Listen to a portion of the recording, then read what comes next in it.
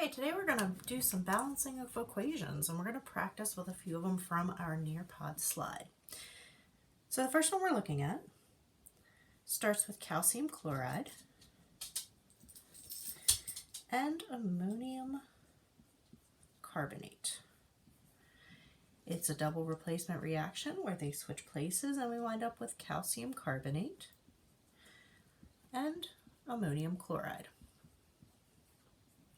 So initially what I'm going to do, just until we get a little bit better at this, I'm going to list all of the elements that appear as a reactant, and then I'm going to list those same elements in the same order for our product side. I'm then going to count how many of each of those atoms I have on each of the sides of the equation, breaking it off at that yield arrow. So I have 1 calcium, 2 chlorines, 2 nitrogens, because remember, that distributes in, which means that I also have 8 hydrogens, 1 carbon, and 3 oxygens. On the other side, I have 1 calcium, 1 chlorine, 1 nitrogen, 4 hydrogen, 1 carbon, and my 3 oxygen. And then I compare left to right and see which of our atoms aren't balanced, which ones don't have the same number. That's why it's so nice if I keep the elements in the same order on both sides, because then I can just quickly glance straight across. So I immediately see that my chlorines, my nitrogens, my hydrogens, all 3 of those don't match up. So the equation is not balanced in the beginning. I then just figure out which coefficients I need to put in place in order to get these to balance. So, for instance, I see I have 2 chlorine here, but only 1 chlorine here. In order to balance it, I can't put a subscript of 2. That would mess up my charges. Instead, I need to use a coefficient. It would be nice if we could just squeeze a coefficient in here in front of the CL, but unfortunately, we always have to put in coefficient in front of the entire formula, not the individual element. So by putting my 2 there in order to fix my chlorine, I now have multiplied my nitrogen by 2. I've multiplied my hydrogen by 2. And I've multiplied my chlorine by 2. And I look again, 1, 1, 2, 2, whole way across, they are now balanced. So this equation is now finished. We would look at our coefficients in front of each. That's a 1, a 1, a 1, and a 2, just to verify that they can't be reduced. But at this point, because I have some 1s in there, I know that my equation can't be reduced any further. And right there would be my final answer.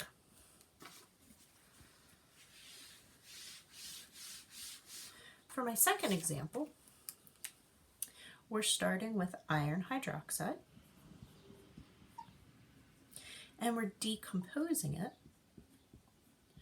into iron oxide and water. Again, I start by writing down my elements. I have 1 iron, 3 oxygen, and 3 hydrogen on this side of the arrow. I have, in that same order, 2 iron, 1, 2, 3, 4 oxygen. Notice I added them because of the plus sign, and 2 hydrogen. And this one's a little bit different because I have 1 element that I can easily multiply to get the other number, and then I have 2 elements that I really can't multiply them to fix them. I can't make a 3 into a 4, I can't make a 4 into a 3, I can't make a 3 into a 2, I can't make a 2 into a 3 by simple multiplication, so I really want to hold off and do those later and start with the element that I know I can easily fix. So in order to fix this iron, I'm going to put a 2 here. That changes the iron to a 2. And it also multiplies each of the oxygen and the hydrogen as well. So this is now a 6 here and a 6 there. I now come back over here and I say, okay, have I fixed anything else? No, but I have made 1 a little bit easier to fix now because I do know how to make a 2 into a 6. In order to get that 2 hydrogen into a 6, all I need to do is put a 3 here. And then I go back and I count anything that was affected. The iron hasn't changed. The oxygen, though, has. Although we still only have 3 here, we now have an additional 3 here. So 3 plus 3 is now a total of 6. And of course the hydrogen, 3 times 2, that's also a total of 6, which means now all 3 of my elements are balanced, and my coefficients would be a 2, a 1, and a 3. 2, 1, and 3, again, can't be reduced. Anytime you have a 1 in there, you know that they're down as far as they can go.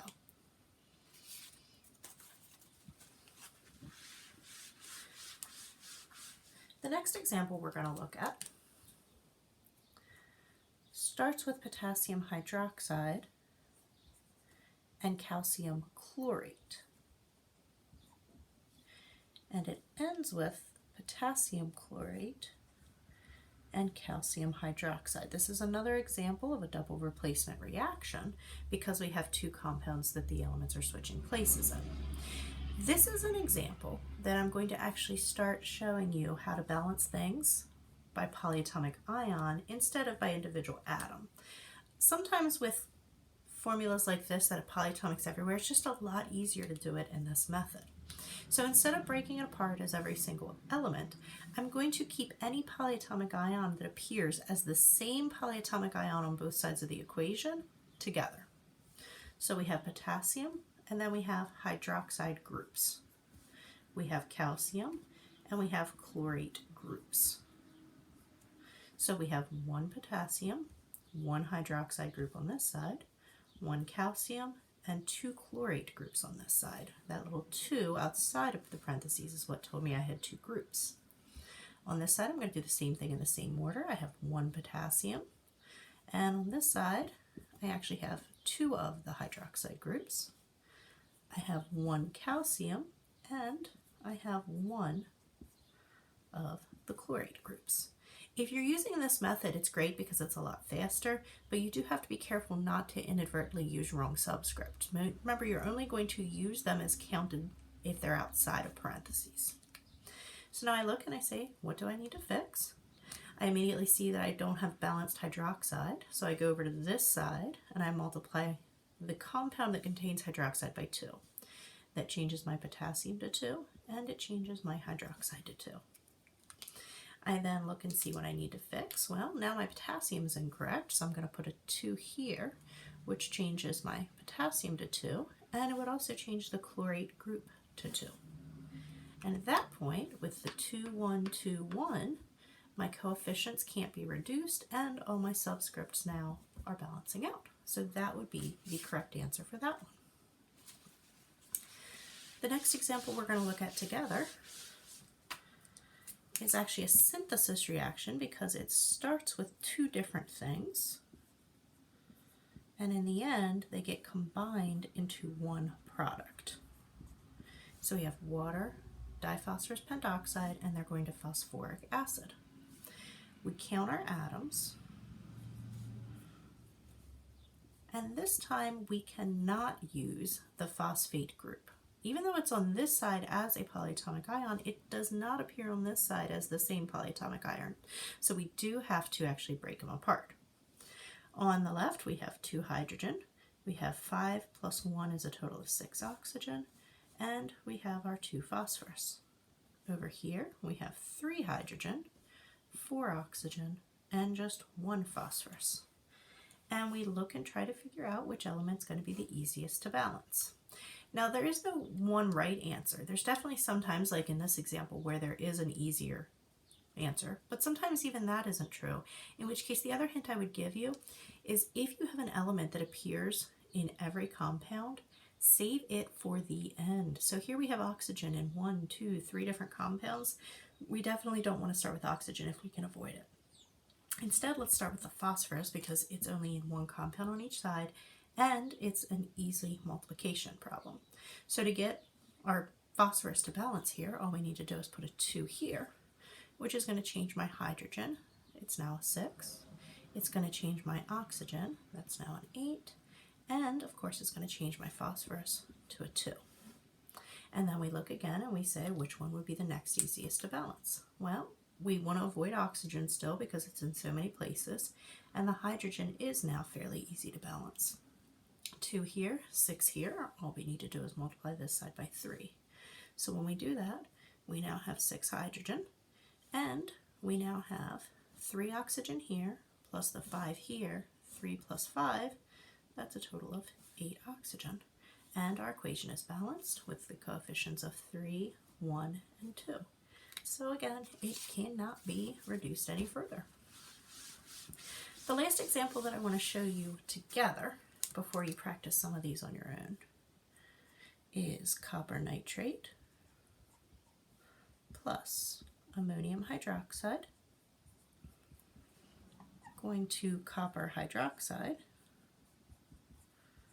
plus ammonium nitrate. It's another double replacement reaction because we have compounds that are switching partners.